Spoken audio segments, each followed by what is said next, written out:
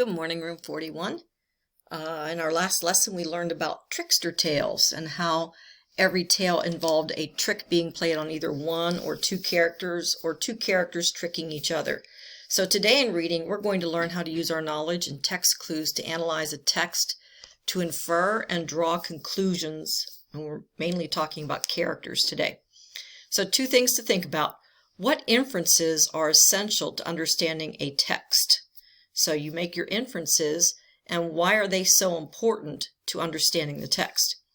And what essential character traits does the author include in the plot? Remember, when we did our own stories, the character has to have traits. They have to have a problem, something, a flaw. They have good traits and bad traits. So what kind of character traits does the author include that will help the plot? So today, we're moving on to fairy tales. Today we're going to be talking about fairy tales and the different qualities of a fairy tale or features of a fairy tale. So we're going to go around this web here for features of a fairy tale. We're going to start in the top right. For it to be a fairy tale, here's all the things it needs to have. One character is helped by another. Think of the fairy tales and think of how people come to the rescue. One character helping another character. The second one, often people appear or events happen 3 times. Think about it, the 3 little pigs. Okay, think about the different times when we see 3 princes, 3 princesses, 3 something. Okay, for some reason, fairy tales usually include 3 of something. 3 events, 3 of the same type of people. It's odd, but that's usually true of a fairy tale. The next one, a helper and or a bad guy may have magical powers. So it could be the helper, like the fairy godmother, or it could be the bad guy, and that bad guy may have magical powers, or it could be both. The helper and the bad guy have magical powers, and they work against each other. The next quality of a fairy tale is the tale often features fantastic or magical creatures. Some animals and objects can talk. Objects, I think of Beauty and the Beast. And I think of all the different furniture and the teacups that talk, Mr. Potts and things like that, where objects and animals can talk. That's what makes it a fairy tale. The next feature is the tale has a happy ending and they lived happily ever after. And that's usually how a fairy tale ends. And the last feature of a fairy tale is the tale is a type of fantasy, often about royalty, kings, queens, princes, princesses. So we're always hearing about the king and the queen. And so we're looking for either the good king or the bad king, the evil queen or the good queen. So all of those features make it a fairy tale, different than a trickster tale. Now these are all traditional literature, but this one is unique because of these characteristics. The ones we learned about for trickster tales have different qualities to them. So these are the features of a fairy tale. So think of all the fairy tales you've read or written. What features did they all have in common? Because to be a fairy tale, it needs to include all of these. So what kinds of things can characters in fairy tales do that you and I can't? Obviously, there's always magic. There's flying, there's dragons, there's magic swords and things like that, magic wands. What kinds of characters are in fairy tales? And this is the interesting question where we have to infer why the characters are acting the way they are.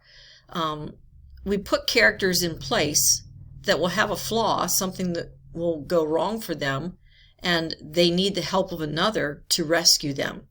So what kinds of characters? Sometimes there's the evil character and the good character. Sometimes there's the silly one. Sometimes there's the little helpers like Snow White and the 7 Dwarfs. So pay attention to the characters as you read fairy tales because they lead the plot. And what is the ending of a fairy tale usually like? And they lived happily ever after. There's not too many fairy tales that I've ever read that ended up sad at the end. We want a happy ending, and this is usually the hallmark. The high point of every fairy tale is, and they lived happily ever after. So, we're concentrating on fairy tales today. So I have a short one here called The Dragon and the Prince. And we're going to read this. I'm going to read it to you. And as I read, I want you to pay attention to how the writer uses the features of the genre to tell this story. And what are the most important details to notice and understand? So remember, you're going to be looking for these features of a fairy tale that we just went over as I read The Dragon and the Prince, to see if you can see whether we have one character being helped by another, people and events appearing in threes, a helper or a bad guy with magic powers, featuring magical or fantastic events, animals, and objects. The tale has a happy ending. The tale is usually about some sort of royalty. Okay, so let's see if we can find all of those in this fairy tale called The Dragon and the Prince. Long ago in Japan, there lived an emperor and his 3 sons. The eldest prince died when hunting rabbits. He did not know that the rabbit he chased into a mill would turn into a ferocious dragon and eat him.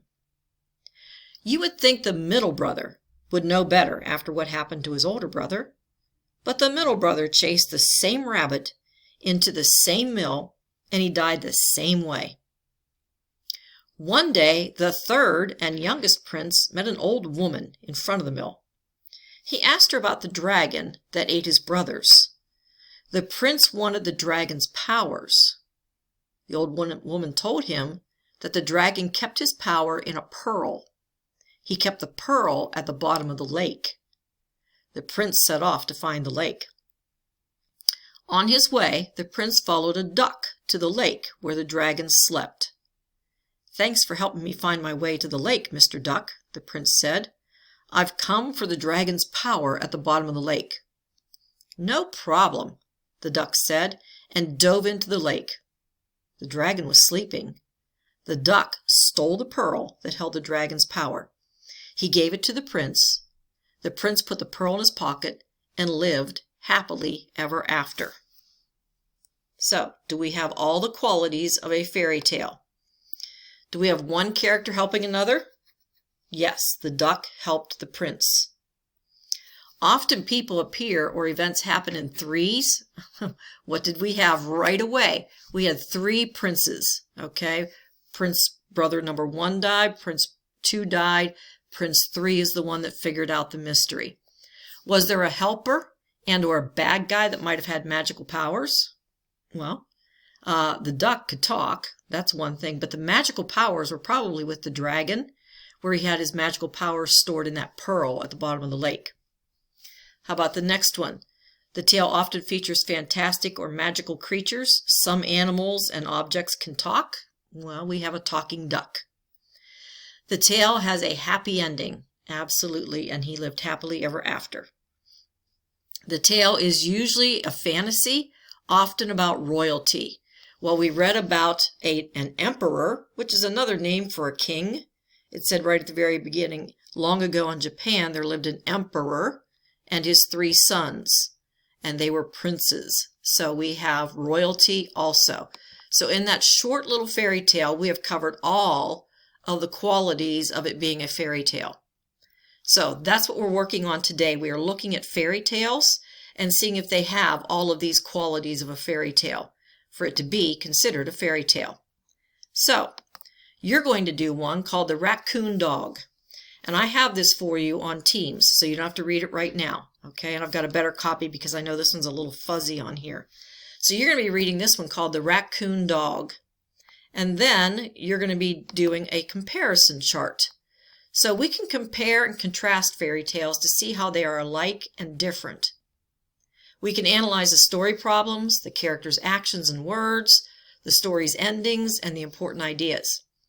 To compare and contrast the fairy tales, we will look for evidence in both texts.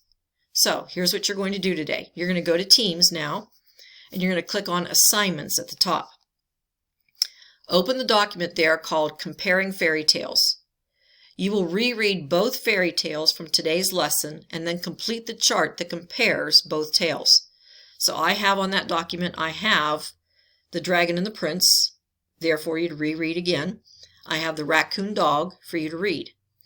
After that page, there's a chart for you to fill out.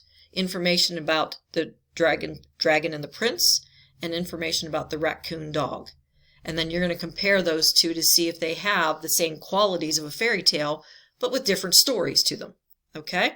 So that's your assignment for today. So you're going to Teams now. You're going to go up to Assignments. Open that document called Comparing Fairy Tales. You'll be able to type right in that chart. Okay? And make sure that when you're done, you send it to me so I can check it this evening. All right, boys and girls, enjoy reading the 2 fairy tales for today's lesson.